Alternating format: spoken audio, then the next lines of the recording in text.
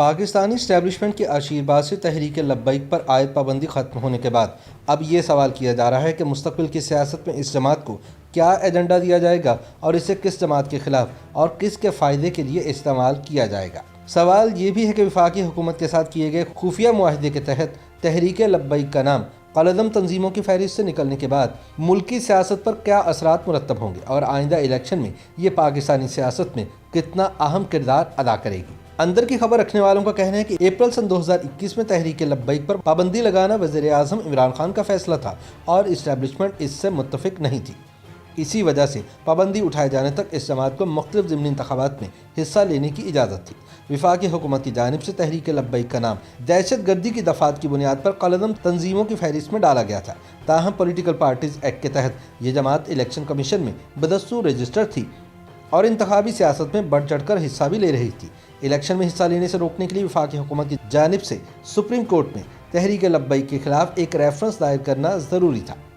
لیکن اسٹیبلشمنٹ کی مخالفت کی وجہ سے ایسا نہ ہو پایا۔ وفاقی حکومت کے ساتھ کیے گئے خفیہ معاہدے کے تحت تحریک لبیک کا نام قلعدم تنظیموں کی فہرست سے نکلنے پر ملکی سیاست پر اس کے کیا اثرات مرتب ہوں گے اور آئندہ عام انتخابات میں تحریک لبیک پاکستان کی سیاست میں کتنا اہم کردار ادا کرے گی۔ ان سوالات کے جوابات جاننے کے لیے مشرق وسطیٰ کی معروف ویب سائٹ اردو نیوز نے چند سیاسی تجزیہ کاروں سے گفتگو کی اور پوچھا کہ تحریک لبیک اور تحریک انصاف کے درمیان انتخابی اتحاد کی خبریں کتنی سنجیدہ ہیں اور کیا تحریک لبیک سے پابندی اٹھانے کا ایک مقصد یہ بھی ہو سکتا ہے۔ اس معاملے پر سیاسی تجزیہ کار مجیب الرحمان شامی سمجھتے ہیں کہ گزشتہ عام انتخابات میں تحریک لبیک نے مسلم لیگ نون کے ووٹ بینک میں شگاف ڈالا تھا، کیونکہ تحریک لبیک کے ووٹرز روایتی طور پر مسلم لیگ نون کے ووٹرز تھے۔ ان کا کہنا ہے کہ مسلم لیگ نون کے دور حکومت میں ایسے اقدامات اٹھائے گئے جس سے ملک میں ایک مذہبی تحریک چلانے کے لیے تحریک لبیک کی بنیاد رکھی گئی اور علامہ خادم حسین رضوی نمایاں ہوئے اور ان کی سیاست آگے بڑھی۔ اس لیے مسلم لیگ نون اور تحریک لبیک کے درمیان فاصلہ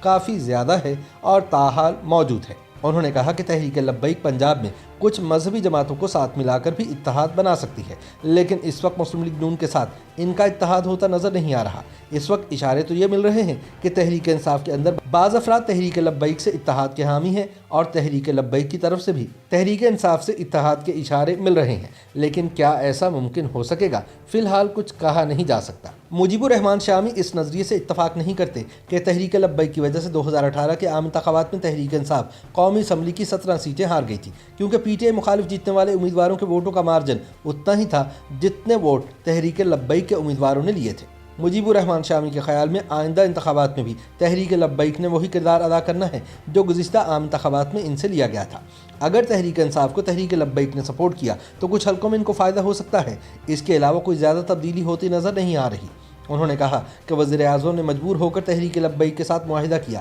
کیونکہ قانون نافذ کرنے والے اداروں نے کارروائی نہ کرنے کا مشورہ دیا تھا، لیکن ان کے لیے تحریک لبیک کے ساتھ اتحاد کرنا کوئی آسان نہیں ہوگا۔ اگر تحریک انصاف لبیک والوں کو کوئی فائدہ پہنچائے اور یقین دہانی کرائے کہ آئندہ عام انتخابات میں تحریک لبیک کے اراکین کو اسمبلی تک پہنچایا جائے گا تو دونوں جماعتوں کا اتحاد ہو سکتا ہے۔ پنجاب کی سیاست پر گہری نظر رکھنے والے تجزیہ کار سلمان غنی کہتے ہیں کہ تحریک لبیک کا نام قلعدم تنظیموں کی فہرست سے نکالنا آئندہ عام انتخابات کی منصوبہ بندی ہے اور واضح طور پر پنجاب میں نون لیگ کے ووٹ بینک کو ہی ٹارگٹ کیا جائے گا۔ سلمان غنی نے کہا کہ لاہور کے ضمنی انتخاب میں امکان ہے کہ تحریک انصاف اب تحریک لبیک کے امیدوار کی حمایت کرے گی اور آئندہ عام انتخابات میں دونوں جماعتوں کے انتخابی اتحاد کا فیصلہ بھی لاہور کے ضمنی انتخاب میں ہو جائے گا۔ اگر ضمنی انتخاب میں اتحاد ہو گیا تو آئندہ عام انتخابات میں اتحاد بھی خارج از امکان نہیں۔ انہوں نے کہا کہ حال ہی میں حکومت کا فوج سے تعلق خراب ہوا ہے، اب دیکھنا یہ ہے کہ آنے والے دنوں میں ان کی حمایت کتنی رہے گی، لیکن تحریک لبیک کا اس وقت تحریک انصاف کے ساتھ اتحاد اس کے لیے سیاسی طور پر نقصان دہ ہوگا۔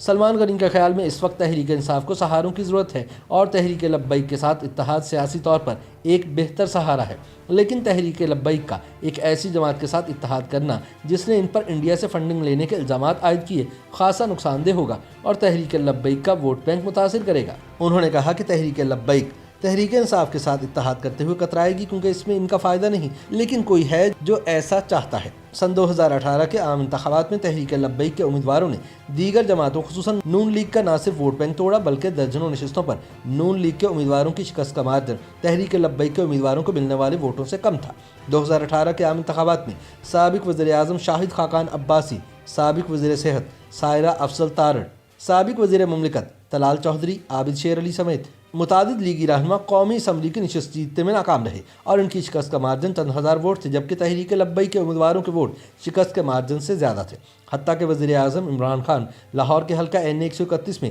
سعد رفیق کے مقابلے میں اپنی نشست چند سو ووٹوں سے جیتنے میں کامیاب ہوئے، جبکہ اس حلقے میں تحریک لبیک کے امیدوار کو 9000 سے زائد ووٹ ملے تھے۔ گزشتہ عام انتخابات میں سیاسی مبصرین کے مطابق مسلم لیگ نون کو 15 سے 20 نشستوں سے تحریک لبیک کی وجہ سے ہاتھ دھونے پڑے تھے۔ YouTube پر گوگلی نیوز دیکھنے کے لیے youtube.com کی سرچ بار میں googly news T V type کریں۔ گوگلی نیوز کے پیج پر سرخ رنگ کے سبسکرپشن والے بٹن پر کلک کرنا نہ بھولیے۔ YouTube پیج پر اپلوڈ ہونے والی ویڈیوز سے باخبر رہنے کے لیے بیل آئیکن پر کلک کیجیے۔ آپ کو ہر نئی ویڈیو کے بارے میں نوٹیفیکیشن موصول ہو جائے گا۔